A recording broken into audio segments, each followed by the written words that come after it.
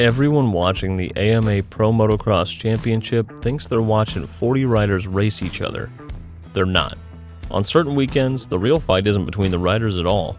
It's between the rider and the dirt beneath him. And that raises an uncomfortable question. If these guys are the best riders in the world, why do some of them suddenly look ordinary on certain tracks? Because some tracks on this schedule don't just host a race, they actively try to break the people riding on them. And the worst part is, the tracks fans love watching the most are usually the ones riders dread the most. Every summer, the Pro Motocross Tour rolls through the same iconic stops, and fans show up expecting the same thing. Huge jumps, deep ruts, sand, speed, chaos. The tracks producing that chaos are usually the same ones that Paddock quietly fears. As the day wears on, the dirt gets deeper, the bikes run hotter, and the margin for error shrinks fast. A small technical flaw that gets ignored on an easy track gets punished hard on these ones. Surviving an entire outdoor season often takes more out of a rider than winning a single moto ever could, and the attrition by the end of the year tells that story on its own. A meaningful chunk of the starting grid sidelined by the time the championship wraps up. This isn't a list ranking bad track design.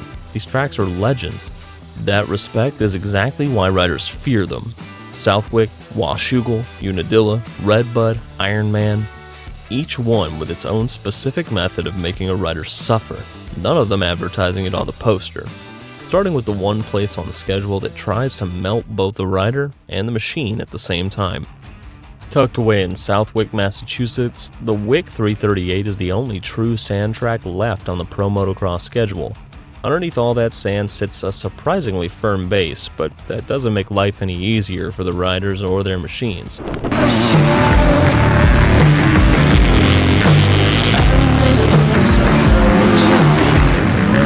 Sand doesn't just slow a bike down, it actively drags against the wheels and steals horsepower with every rotation. To keep moving at all, a rider has to hold the engine in the upper part of its rev range almost constantly, pinning the throttle just to keep momentum alive. And that constant abuse turns directly into heat. Inside a modern motocross engine, the forces are already extreme on a normal day. A spark plug firing hundreds of times per second, a piston cycling fast enough to travel over 25 meters a second, and exhaust head pipes that can run near 1200 degrees Fahrenheit. At Southwick, that heat climbs even higher. The cooling system that's supposed to bring coolant down from 300 degrees to a manageable 180 gets completely overwhelmed by the demand sand racing puts on it. Once coolant temperature creeps toward 300 degrees, an engine is sitting right on the edge of total failure, with metal components expanding past their tolerances and bearings starting to fight each other from the inside out. This isn't theoretical. Back in 1998, mechanics were already detuning engines and installing special low compression heads just so bikes could survive the Massachusetts sand. And Ricky Carmichael still suffered a blown head gasket on his Kawasaki KX125 because the bike simply ran too hot to keep going. The riders fared just as badly as the bikes. Combine New England's summer heat and humidity with the physical demand of wrestling a dirt bike through sand that shifts under every lap, and you get a recipe for total physical breakdown. I have to say Southwick this year, second moto, it was brutal. Definitely a track you had to have a lot of endurance. So I'd have to say that was a pretty tough track this year. The track surface never settles either. Crews scrape it smooth in the morning, but by the afternoon motos, the whole layout has degraded into rolling whoops and bottomless bumps that reform constantly. There's no such thing as a reliable line at Southwick because the line that worked 3 laps ago might not exist by lap 6. The heat exhaustion that comes out of this place has ended races for some of the sport's biggest names.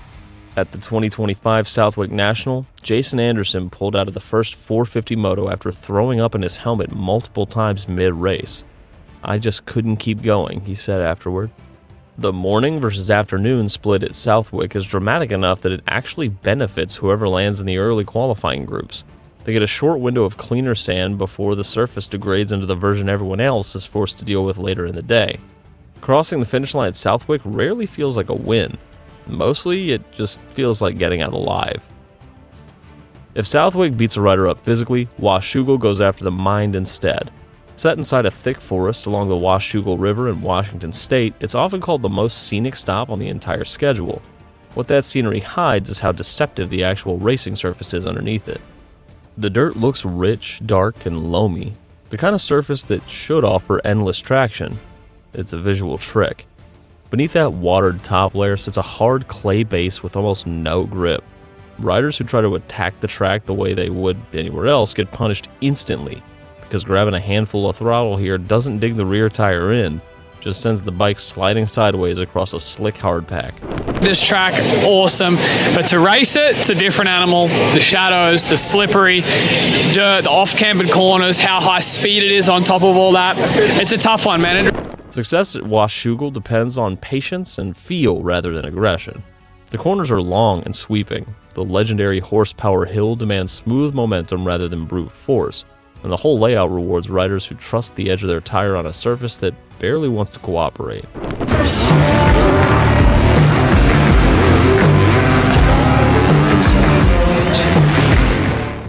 The track also gets rougher than its scenic reputation suggests, developing square-edged braking bumps that jolt the chassis and snatch traction away the instant a rider isn't fully prepared for them. Some teams even lower their bike's height specifically for this track. A seat height dropped roughly an inch lowers the center of gravity and gives riders better stability through the tight, slick turns that define the circuit, giving riders a bike that feels noticeably more planted in the tighter sections. The bigger problem isn't even the dirt, really. It's the light. Because the track cuts directly through dense forest, riders pass rapidly between bright sun and deep shade lap after lap. At racing speed, their eyes can't adjust fast enough, creating a strobing effect that hides bumps and slick patches inside the shadows till it's too late to react on sight alone. Riders end up relying more on the feel of the chassis through their feet and hands than on what they can actually see, which is mentally exhausting over the course of an entire moto. A single lapse of focus inside one of those shaded sections can end with an instant, unrecoverable loss of the front wheel.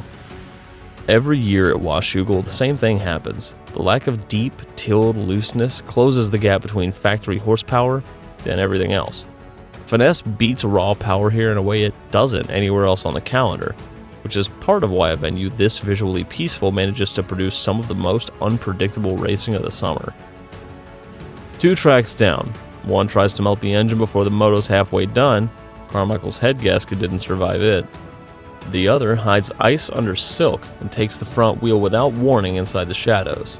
The next one skips both of those and just throws rocks. Unadilla Motocross goes back to races held on tall grass in 1969, when European stars like Roger DeCoster first showed up to race on American soil. The grass is long gone. Decades of professional racing have stripped away the topsoil entirely, leaving behind a base of hard clay, shale, stone, and pebbles that has earned the track a specific kind of fear among riders. Modern 454-stroke bikes put out around 60 horsepower through aggressive, stiff rear tires, and when 40 of them launch off the start straight at once, those tires fling bedrock debris backwards at speeds beyond 50 miles per hour.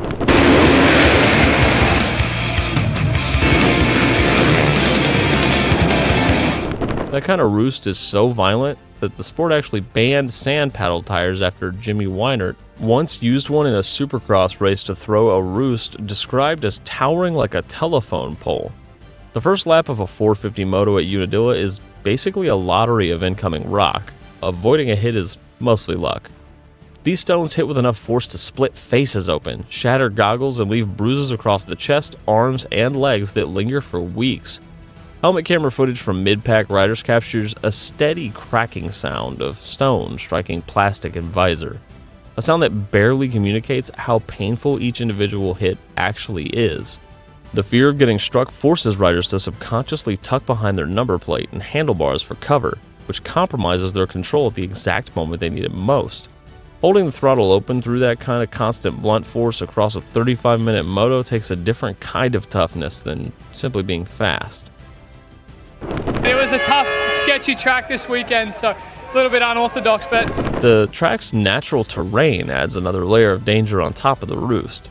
Massive rolling hills carry legendary sections like Skyshot, the Wall, the Screw You Climb, and the infamous Gravity Cavity, a deep, high-speed dip that compresses suspension to its limit before launching riders up a blind, steep face. The most famous moment in the track's history happened right there in 1979, when Bob Hanna tried to copy Marty Tripes' faster line through the cavity, missed a hidden hole at the top, and got launched into a violent endo. He hung in the air for what seemed like an eternity, nearly bailed off the bike, then held the throttle wide open to use the rear wheel's spin to bring the front end back down, catching his boot on the seat and climbing back on mid-flight. That single moment was later turned into a charcoal drawing by artist Michael Peterson, and it still represents exactly what Unadilla demands from anyone racing it. 1 inch off the intended line through gravity cavity or the screw you climb, and the consequences are immediate. Deep ruts lining both sections punish any rider who doesn't commit fully to their chosen path. RedBud MX in Buchanan, Michigan is held every 4th of July weekend and draws the biggest single-day crowd on the outdoor calendar.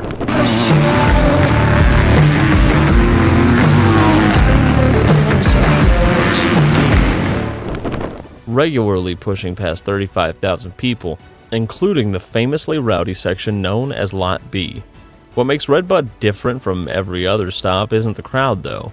It's a single obstacle called LaRocco's Leap, and the pressure surrounding it is enough to break a rider's composure before they even hit the face of the jump. LaRocco's Leap stretches roughly 120 plus feet and launches riders uphill directly out of a tight corner, which means there's almost no room to fix a bad approach. Riders need to carry perfect speed through the rutted turn beforehand and commit fully to the throttle with no hesitation, because backing off even slightly at the base of the jump changes the entire trajectory. Come up short and the landing doesn't forgive you. The impact can end a lap, a race, or an entire season. The mental weight of this one jump follows riders for weeks before the race even happens. Clearing it cleanly saves serious time per lap and matters for qualifying position, so the pressure to send it overrides instinct, even when everything in a rider's body says otherwise. That exact conflict played out during a recent RedBud National when test rider Josh Moseman approached the jump wide open in 3rd gear at nearly 11,800 RPM. Coming up a few feet short, blowing out his rear wheel on landing, and went down hard enough to suffer a major concussion, along with a collarbone broken in 4 places that needed a plate and 8 screws to repair. Moseman later said he'd been operating out of fear rather than confidence on that attempt, which is about as honest a description of the jump's psychological grip as anyone in the paddock has given. And now I have a broken collarbone and a concussion. Whew, pretty embarrassing. I just got a text message that my entry for the RedBud National has been revoked. Even established factory riders like Dean Wilson have cased the same jump and walked away with destroyed bikes and hard crashes, which says something about how thin the margin for error really is, even at the highest level of this sport. RedBud isn't only a fight against the jump either. It turns into a blocking contest in the corner leading into it, where riders position and cut each other off to control who gets the better line into the leap. In one notable battle, Justin Barcia squared up Adam Cianciarulo in the corner right before the jump, forcing Cianciarulo off his preferred line and forcing Barcia himself into seat-bouncing the massive leap from a near standstill just to hold his position. Fighting off a competitor in real time pushes the stress of RedBud past almost anywhere else on the schedule, and it's part of why even riders who clear the jump cleanly in practice can find themselves second-guessing the approach once the gate drops and somebody else is fighting them for the same piece of dirt. By the time the series reaches Ironman Raceway in Crawfordsville, Indiana, most riders are already beaten down from months of racing. Ironman doesn't offer any mercy for that fatigue. Instead, it exploits it through deep, jagged ruts shaped by the way modern 4-stroke engines interact with the dirt.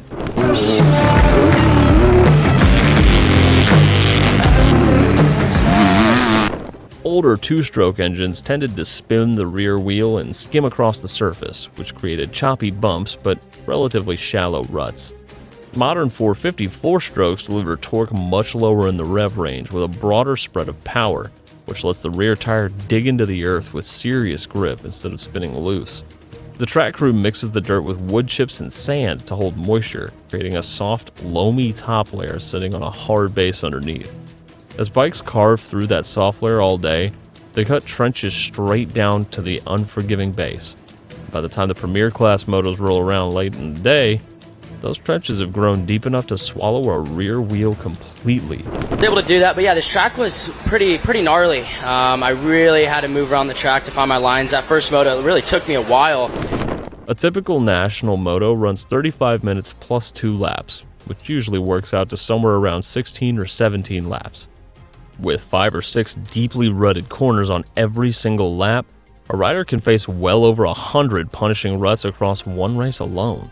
Surviving them requires core strength and locked legs, keeping RPM high enough to fight through the drag of the trench, absorbing hidden square edges hiding inside each rut. Riders who try to finesse their way through tend to get swallowed by the track instead of carried through it, while the ones who survive, usually the riders willing to fight the rut with their whole body rather than trying to float over the top of it. By late August, when Ironman lands on the calendar, the riders showing up are often dealing with inflamed tendons, chronic fatigue, and sometimes minor fractures or torn ligaments they're simply riding through to finish the season. Injury lists from these final rounds frequently include torn ACLs, fractured tibias, dislocated hips, and broken collarbones. The riders who make it to the finish line at Ironman aren't always the fastest in the field.